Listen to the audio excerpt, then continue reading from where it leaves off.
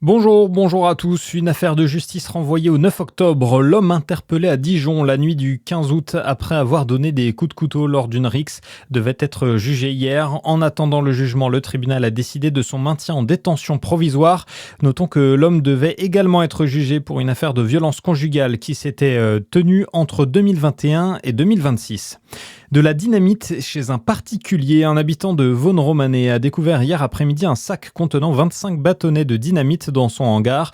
Le sac, vieux de plusieurs années, contenait également un détonateur. Le propriétaire, surpris, a alors averti les gendarmes qui ont à leur tour fait intervenir les démineurs. La dynamite, assez vieille, présentait finalement peu de danger.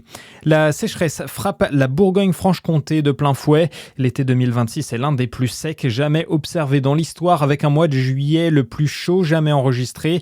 Certaines zones atteignent 70% de déficit pluviométrique. Les conséquences sont catastrophiques dans tous les départements et se multiplient à travers les territoires de la région. Gauthier Baudin. Oui, la sécheresse bouleverse déjà le quotidien et les activités dans plusieurs départements de Bourgogne-Franche-Comté. Dans le Jura, plusieurs cours d'eau sont soumis à des restrictions, notamment pour le canyoning, tandis que certaines communes peinent à assurer leur approvisionnement en eau potable, les obligeant à utiliser des camions-citernes.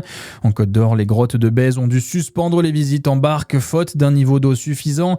Le site reste accessible à pied et en Saône-et-Loire, la navigation est interdite sur le canal du Centre, les réserves d'eau étant trop faibles. Au 15 juillet, les barrages réservoirs n'était rempli qu'à 35% contre 56% en moyenne sur les 10 dernières années. Aujourd'hui, 17 départements dont le Var sont placés en alerte orange pour un risque élevé de feux de forêt. Et justement, c'est la deuxième fois de la saison pour Fleuret-sur-Ouche. Un incendie avait déjà ravagé plus de 4 hectares hier au soir. Il s'est déclaré vers 16h à proximité de l'autoroute non loin de Notre-Dame-l'Étang. Une trentaine de sapeurs-pompiers a été dépêchés sur place et sont parvenus à maîtriser la progression de l'incendie. Dans le reste de l'actu, le mea culpa du gouvernement après la cyberattaque qui a visé le site des impôts. Le ministre de l'Action et des Comptes publics, David Amiel, a présenté hier ses excuses, tout comme la directrice générale de la DGFiP. 2 autres fuites ont par ailleurs été identifiées, une qui concerne les données cadastrales et une autre visant des données liées aux successions, rapidement coupées, assure la Direction générale des finances publiques.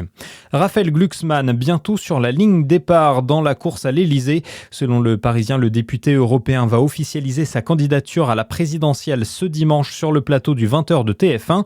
Il devrait aussi confirmer sa participation à la future primaire social-démocrate organisée courant octobre. Les modalités de ce scrutin doivent être validées en début de semaine prochaine avant la tenue des universités du PS à Blois.